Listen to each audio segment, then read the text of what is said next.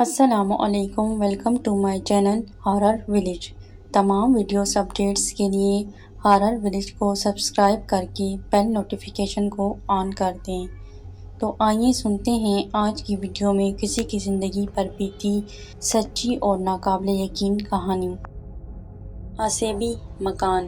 یہ فروری 7191 کا واقعہ ہے۔ میرے والدین کو اقتصادی مشکلات کا سامنا تھا۔ ان کی نئی شادی ہوئی تھی۔ نوپیاتا جوڑے کو مکان کے حصول میں سخت دشواری کا سامنا تھا۔ آخر انہوں نے 2 اور نوپیاتا جوڑوں کے تعاون سے ایک مکان کرائے پر لیا، جس میں ہر جوڑے کے لیے صرف ایک کمرہ تھا۔ کئی ہفتوں کی تک و دو کے بعد وہ ایک مکان تلاش کرنے میں کامیاب ہو گئے، جس میں 7 کمرے تھے اور کرایہ بھی بہت کم تھا۔ یہ مکان ایک سڑک کے اختتام پر کھیتوں کے بیچوں بیچ واقع تھا اور عقب میں خوش رنگ درختوں کے جھنڈ تھے۔ 3 منزلہ مکان سورج کی روشنی میں دور سے چمکتا دکھائی دیتا۔ تینوں جوڑے خوشی خوشی مکان میں منتقل ہوئے۔ پہلی منزل میں سامان رکھا۔ کلاڈ اور کیتھرائن نیلسن نے سامنے کے رخ والی خوابگاہ پسند کی۔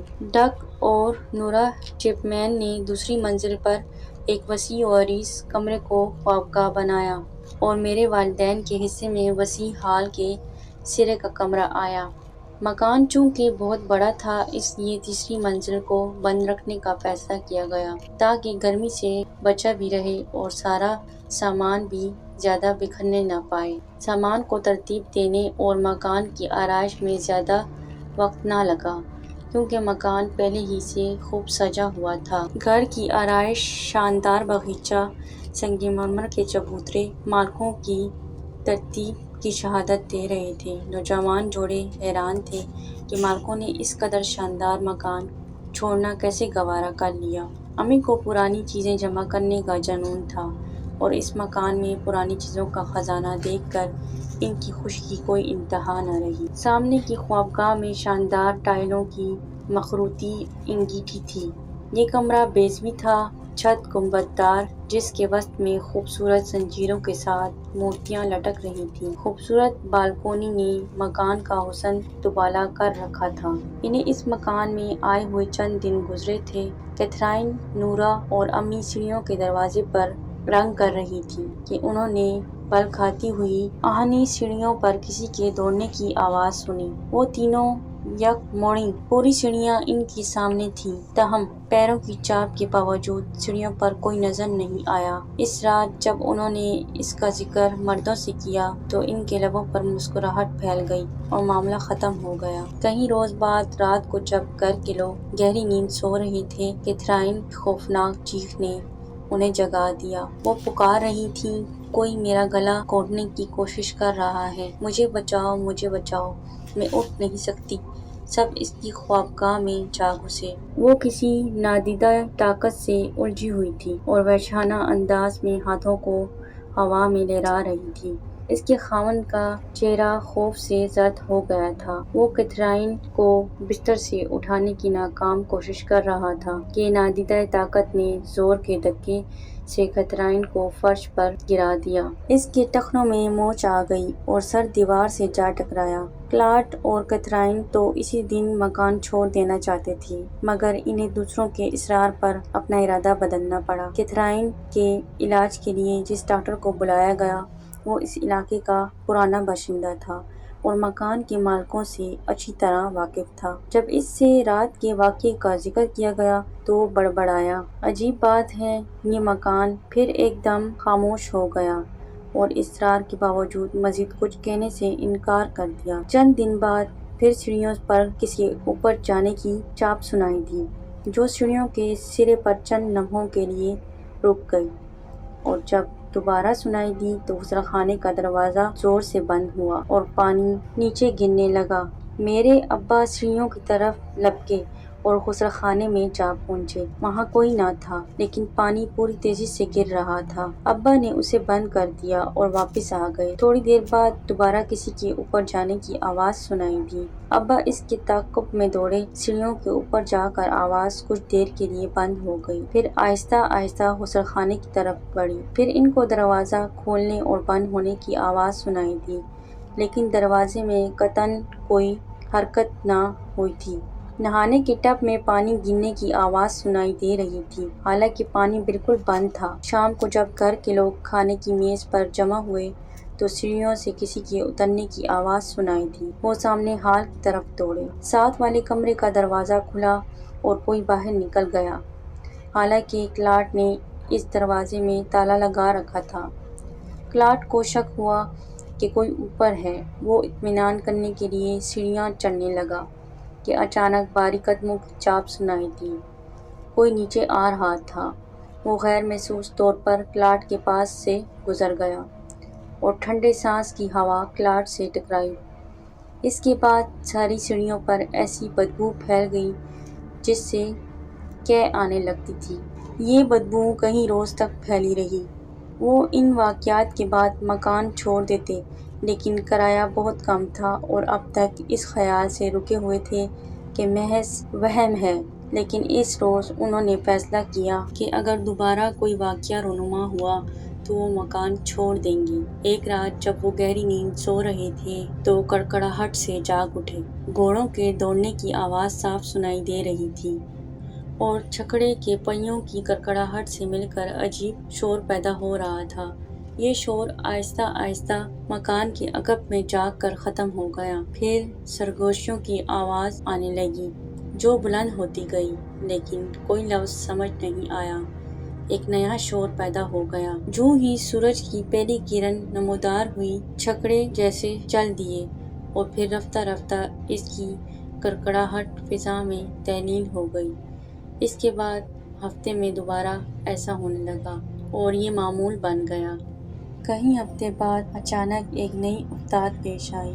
مکان کے عقب میں ایک پرانی سنگ آلود پنچکی عرصے سے پڑی ہوئی تھی۔ ایک روز طلوع سحر سے پہلے پنچکی کی چوٹی پر شور پیدا ہوا، پھر کسی چیز کے گرنے کی آواز سنائی دی۔ دیکھنے والے کو کچھ نظر نہ آیا، لیکن کوئی چیز تھی جو پنچکی کے پتھروں سے رگڑ کھاتی ہوئی آوازیں نیچے گرا رہی تھی۔ ابا نے جب اس واقعے کا ذکر شہر میں کیا تو انہیں بتایا گیا کہ کئی سال پہلے ایک مزدور پنچکی سے گر کر مر گیا تھا۔ اس وقت تیز جھکڑ چل رہا تھا۔ وقت گزرتا گیا، وہ مکان میں ہونے والے شور کے عادی ہو گئے تھے۔ ایک صبح انہیں ایک نئے حادثے سے دوچار ہونا پڑا۔ ڈاک تہخانے سے میوے کا مرتبان لینے گیا۔ اس نے ایک چھوٹے بکس پر کھڑے ہو کر اونچے طاق سے مرتبان لینے کے لیے ہاتھ بڑھایا ہی تھا کہ اچانک زمین حرکت کرتی ہوئی محسوس ہوئی۔ اس نے اسے معمولی سا زلزلہ قرار دیا اور اپنی جگہ پر کھڑا رہا، مگر زلزلے میں شدت پیدا ہوتی گئی اور وہ ایک دھچکے سے سر کے بل گر کر نیچے زمین پر آ گیا۔ جھٹکا رکا تو تاریک کمرے کے ایک کونے سے گہری آہ سنائی دی، جیسے کوئی دیو سانس لے رہا ہو۔ ڈاک مرتبان اٹھا کر واپس ہوا۔ وہ دروازے کے قریب پہنچا ہی تھا کہ آہ اور شور دوبارہ سنائی دیا۔ بلند بلند آوازیں سنائی دے رہی تھیں۔ بلند بلند آوازیں سنائی دے رہی تھیں۔ دروازہ بند ہونے کے ساتھ شور بھی رک گیا۔ میرے ابا اور کلاڈ نے ڈاک کی بات پر یقین نہ کیا۔ وہ دونوں تہہ خانے میں اتر گئے اور شور دوبارہ بلند ہونے لگا۔ سیڑھیاں چڑھتے ہوئے شور ان کا تعاقب کرتا رہا اور اس وقت تھما جب باورچی خانے کا دروازہ بند ہو گیا۔ امی نے مذاقاً کہا، تہہ خانے میں ایک عجیب الخلقت مخلوق ہے جس کا آدھا ڈر انسان کا اور آدھا بیل کا ہے۔ مگر اس پر کوئی نہ ہنسا، بلکہ سب سنجیدہ ہو گئے۔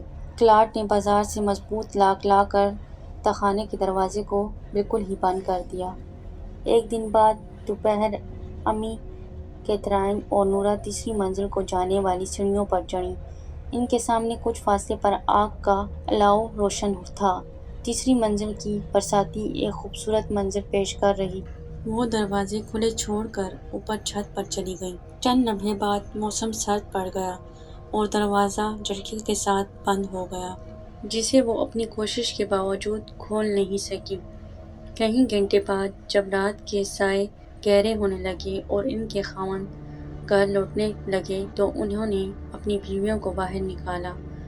دیکھ بھال سے معلوم ہوا کہ دروازہ کسی نے بند کیا تھا اور لاک لگا ہوا تھا اور اسے مزید احتیاط کے لیے دبا دیا گیا تھا۔